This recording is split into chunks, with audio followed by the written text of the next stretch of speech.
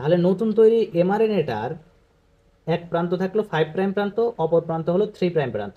RNA পলিমারেজটা সামনের দিকে আগাতে থাকলো এবং নিউক্লিওটাইডগুলো যুক্ত করতে থাকলো, এবং যুক্ত করতে করতে যখন টার্মিনেটর সিকোয়েন্সে পৌঁছাবে তখন আরএনএ পলিমারেজটা এখান থেকে ছেড়ে দিবে এবং ডিএনএটা যে সিঙ্গেল স্ট্র্যান্ডে পরিণত হয়েছিল সেটা আবার পুনরায় যুক্ত হয়ে ডাবল স্ট্র্যান্ডে পরিণত হবে, আর যে নতুন এমআরএনএটা তৈরি হলো এমআরএনএটা সেখান থেকে সরে আসবে। ধরো এইটা এমআরএনএ,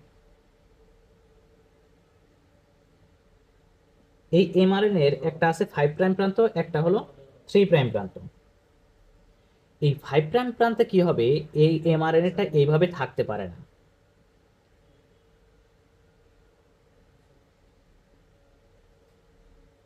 এইটার 5 প্রাইম প্রান্তে এবং 3 প্রাইম প্রান্তে এক্সট্রা কিছু যুক্ত করা হয়। এই 3 প্রাইম প্রান্তে মোটামুটি 50 থেকে 100টা, 50 থেকে 150